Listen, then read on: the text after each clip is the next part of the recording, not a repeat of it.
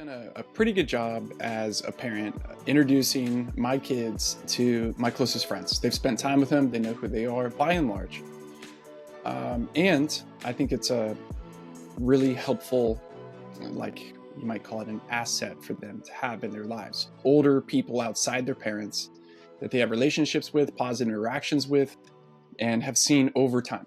I think those are tremendous things. And research shows that kids who have more than one or two adults involved in their lives, actively involved in their lives, in fact, the research says five adults, that they will do well in life in all ways, not just career, but also their mental health and their sense of self, their sense of identity. It's a great predictor of lifelong success. But I think I have not done a good enough job yet with my kids to introduce them to my friends as it relates to their career. In fact, I doubt that if I quizzed my kids today, that they would even be able to talk at all about what my closest friends do for work, not to mention their aunts and uncles. In fact, I don't even think they know what I do, to be honest. They know that I come to this little office and I have Zoom meetings and I record things on YouTube. And they've probably seen me speak publicly. I used to do it though when they were little. I would bring my kids often to me speaking, going out and about, going to conferences, going to events. But I realized recently that they don't remember. They were too little. They don't remember much. So whoopsie. This is my course correct, and may this be a message for you as well. There are things that we can do deliberately, intentionally with our kids to introduce them and expose them to what I would call life wisdom, especially career wisdom. It's one of the things my dad did exceptionally well over time, especially what I remember my teenage years. My dad invited me often to play golf because he knew I loved golf, but to play with his colleagues and clients and coworkers. And I could never count how many hours or outings that I spent with my dad watching, listening, and learning to how they interacted, what they talked about, how they talked about business or talked about personal life. The asset that I got from my dad doing that intentionally with me has been tremendous. I probably realized it in my late 20s, a few years into my career, when I was finding myself just really at ease and adept at social interactions, especially more formal interactions with business people. And it was a huge asset that I actually shared with other people who hadn't been given that opportunity when they were growing up. So I have a huge debt of gratitude to my dad for that.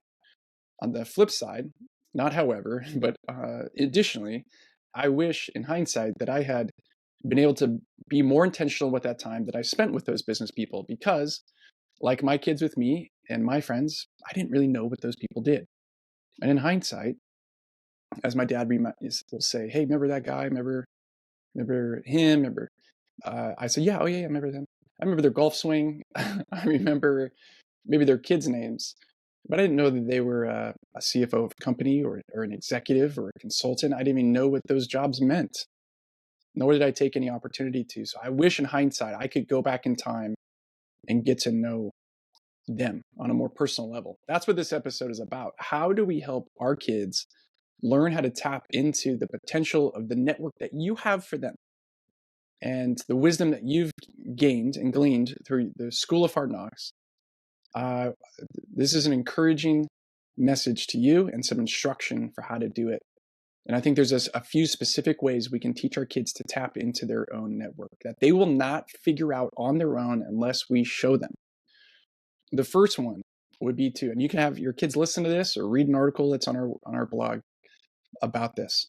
The first would be to get curious about your parents, their career path, and the friends and extended family that they have. Get curious. What that means is the next time you're with uncle whoever or aunt so-and-so, or the fake aunt, the fake uncle come over for a holiday get-together, take the initiative to be curious. What do you do again? And it's not awkward for them. They'll laugh like, "Oh yeah. Why would you know that I'm in real estate? Why would you know that I'm an attorney? Why would you really?" Because all we've ever done is gone camping together or had barbecues together or family celebrations. But to start with curiosity means you say things like, "Hey, I'm curious, what as I'm starting to think about my future, what do you do exactly? And that curiosity builds. That's the foundation for everything. Be curious about what your parents do at work all day. Be curious about what your aunts and uncles, your grandparents, your neighbors, just get curious beyond job titles, beyond industries. That's where I think we typically stop. Oh, yeah, okay, cool. You're a lawyer. Oh, awesome. You're in finance. But if you're really curious, you'd be like, I'm going to be honest, I have no idea what that means. What do you do? Get curious specifically about their origin story. You've probably seen superhero movies about the origins, X-Men origins, to kind of go back in time, do a flashback with them. How did you get into what you're doing now? What led you to that? What were the pivotal moments? What were the opportunities? What were the things that you turned down? And on that side, what I would encourage you to get into is the alternative universe of where their path might have taken them. Had they stayed on the same path, had they not been fired, had they pursued an opportunity, what alternative universe could they have gone down? And ask them that. Ask them, with your skill set, with what you are talented at, with what you're wired for, what else could you be doing? And I think what that does is expose you to all the opportunities, the like literal um, thousands of opportunities that are in front of you. To be able to see that there's not one path. If you're good at numbers, it doesn't mean you go straight to finance or straight to engineering. There are thousands of iterations of what that could look like. And the more you're able to see the different pathways, different threads, the different opportunities, and where those lines might take you, the greater chance you'll be, or your kid will be, to think wisely from the get-go. So get curious, ask them about their origins, ask them about their alternative universe of where they could go or what they could have done. And on that same vein, ask them about their regrets. What do you wish you had done? What do you wish you had known? What if you could go back in time and do it differently? Those kinds of curious questions can lead to a whole host of wisdom, life experiences, helping people process out loud with you. You get to learn from their life wisdom, their mistakes.